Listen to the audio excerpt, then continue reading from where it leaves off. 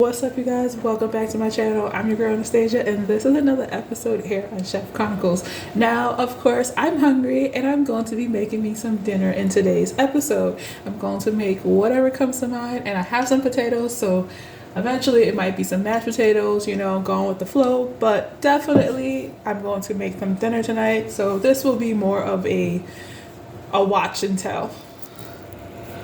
So first thing that I did was wash my potatoes, of course, and dried it, peeled it off completely, and saved the skins because you could definitely use it to make some potato skins. And set that to a side, and I'm going to give these potatoes a wash as well. Okay, so now that my potatoes are washed, I'm definitely going to cut them up into smaller portions. Definitely, if you want to make this at home, you don't have to, but I like to do it and just cut it up so that way the cook time can go a little bit more faster.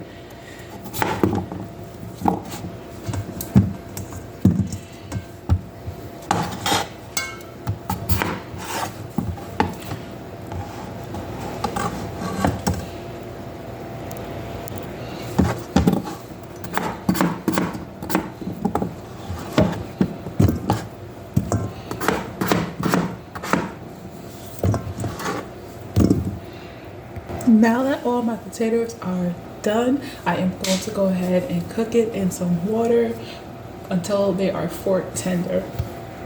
In the meantime, I definitely went ahead and take some fresh green beans and chuck, them. I left them a little bit long, but you can pluck and chuck them if you want. And then I like to leave mine in cold water until I'm ready to be using it.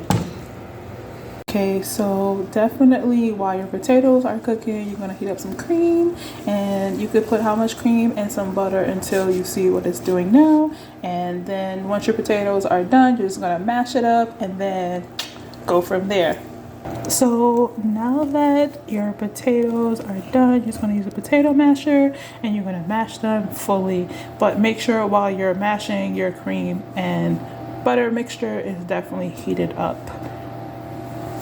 So in a restaurant, you definitely can use all your potatoes and put it inside a bowl at home and whip it with the whip attachment on your standard mixer, or you can just do it like me by hand. But when you are adding it, make sure you check the consistency of your potatoes. You don't want to add too much butter, too much cream. If you don't need it, you don't need it. Once it becomes like a nice consistency to you and you at home, that is when you will season with salt and pepper. And there you have it, like some beautiful, nice mashed potatoes by hand, seasoned with salt and pepper, and I put some parsley inside there. So now that our potatoes are done, now we're gonna go ahead and cook off our green beans. So definitely get some water and bring it to a boil, and then we're going to blanch our green beans.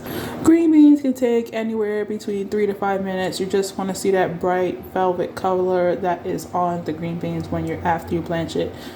You already know once you finish, blanching your green beans, you definitely will go ahead and put it in an ice bath, which is what I did off camera. And then I sauteed it and seasoned it with salt and pepper, and bam, green beans. Now we're going to go ahead and season it with whatever we want. We can just do salt and pepper. The choice is up to you. And there's our mixture. What I like to do is do a little small piece, do a little tester to make sure I like the flavor before I go ahead and continue the next step. All you gotta do in this part is season it, let it marinate for a little bit, and then you're gonna take your hands and basically make a football shape until it reaches the size of your loaf pan, and then you're gonna put it in there. I also did an extra of wrapping it up inside some plastic wrap, so that way it's more tightly secure and folded. So now I'm gonna go ahead and cook my meatloaf at 350 degrees Fahrenheit for probably an hour.